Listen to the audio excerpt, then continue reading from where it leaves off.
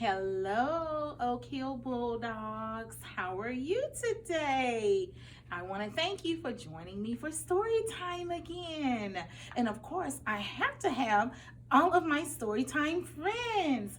But we want to make sure that you know Miss Rebecca is sitting beside KK, and hopefully they won't be talking today.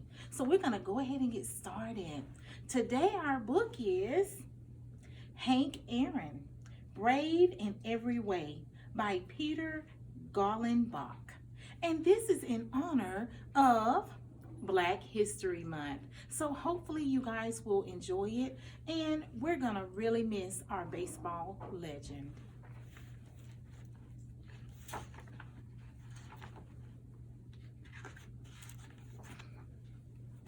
From the moment Hank Aaron was born on February the 5th, 1934, his brother Herbert wanted him to know the joy of playing baseball in open grassy fields. And his mother, Estrella, dreamed that one day he would make a difference in the world.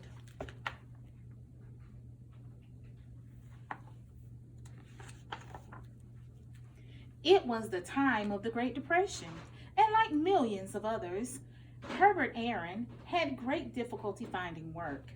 He had saved enough to buy some open country land just outside of Mobile, Alabama, but he didn't have the money to buy a house or even the wood to buy one. Hank was 8 before his dad had finally been able to buy a small home for his family with used boards from a torn down house. The new house had no lights and no window panes. It had no bathroom. It had no refrigerator, but inside the Aaron house, there was plenty of love. And nearby in a pecan grove was an open field for playing ball.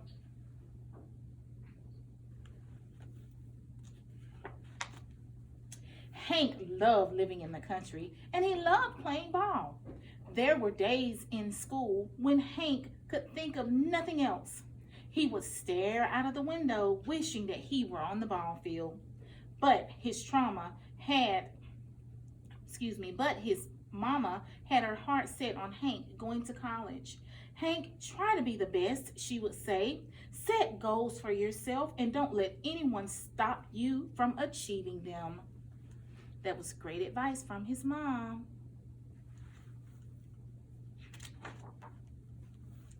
Hank's goal was to be a Major League Baseball player.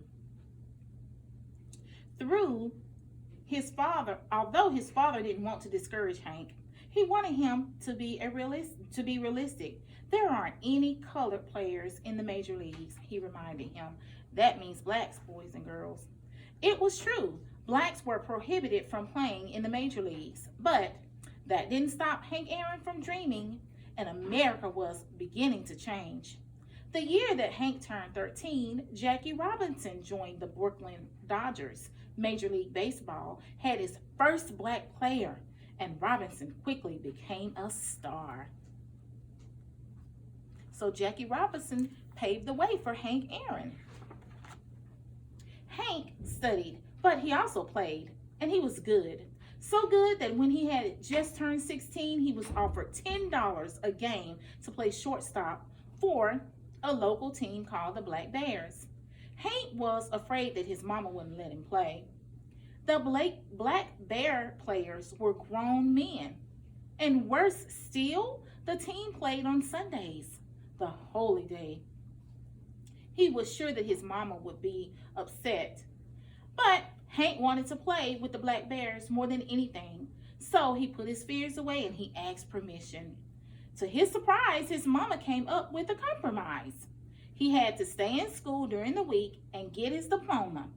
And she wouldn't let him travel with the team or be paid on Sundays, but he could play in every home game.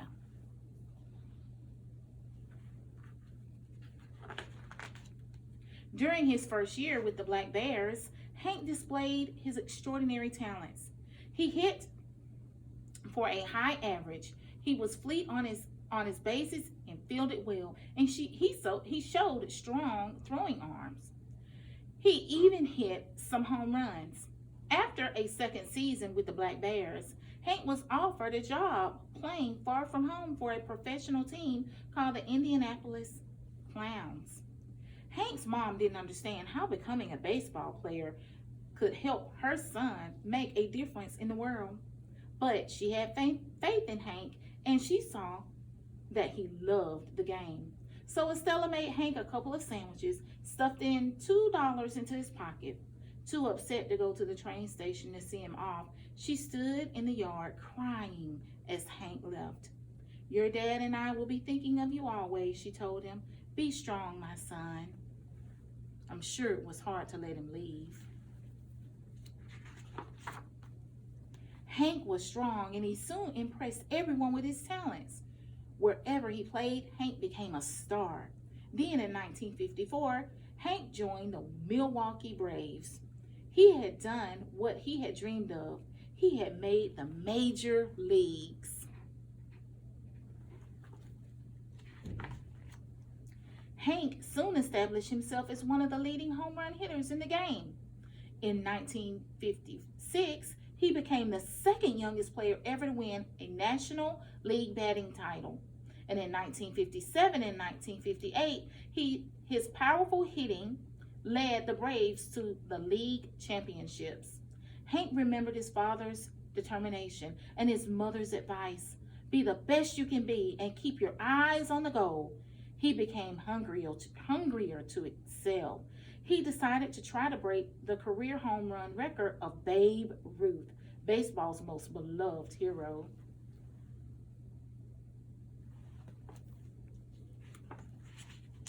When the Braves moved from Milwaukee to Atlanta, yes, of course we know the Atlanta Braves, Georgia in 1966, it helped Hank. He found it easy to hit home runs in the cozy Atlanta Stadium, where before boys and girls, I know that they had that 755 number hanging up at the stadium in honor of Hank Aaron. And he was happy to be close to home. But some people resented Hank's success because of the color of his skin. He began to get one or two unsigned letters each week filled with insults and nasty names.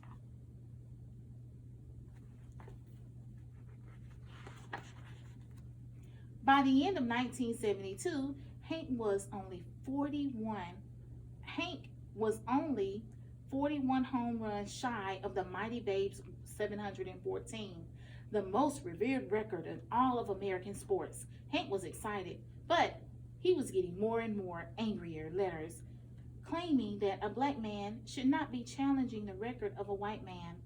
Hank decided to fight the best way he could. He swore that each angry letter, he would add a home run to his record.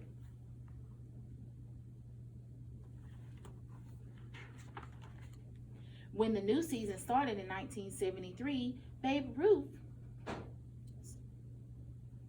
started the record laying ahead. The hate mail now arrived in bulk. Hank even got death threats, but Hank Aaron refused to allow anyone or anything to stop him. And something remarkable happened that spring. The nation's newspapers began running stories telling about the hate mail. A chorus of well-wishers wrote him almost 1 million letters to offer him support. Throughout his life, Hank had the support of his mother and his father, but now a whole country of fans cheered him on. Hank finished the 73 season with 713 home runs, just one behind Babe Ruth. In Atlanta, one of the final days of the season, the appreciative fans rose and gave him a 5-minute standing ovation.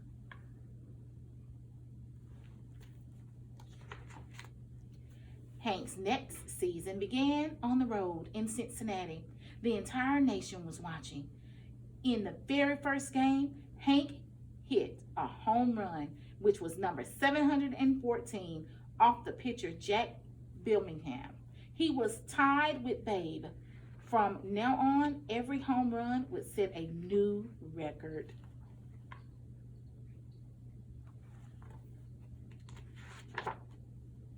When the Braves returned to Atlanta, the governor of the state of Georgia and the mayor of Atlanta were in the stands to watch Hank.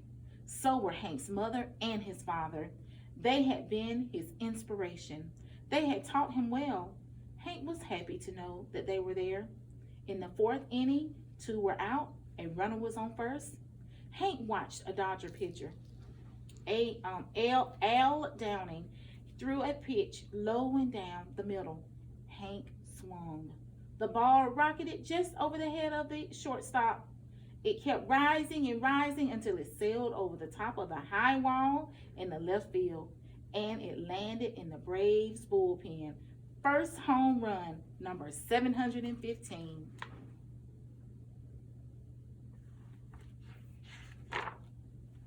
Lights flashed and fans cheered. Estella Aaron felt fear as well as joy. She remembered the hate mail and the death threats.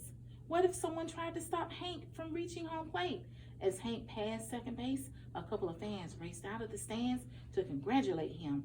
And as he rounded third and headed for home, the entire Braves team rushed out to home plate to greet him. And as he trotted toward home, his classmates parted for a waiting Estella Aaron, his mom. When Hank touched the plate, his mom threw her arms around her boy. Hank was surprised that his mama was hugging him so hard. When she was sure he was safe, she finally let go. On this glorious day before an entire nation, her son Hank had fulfilled his dream.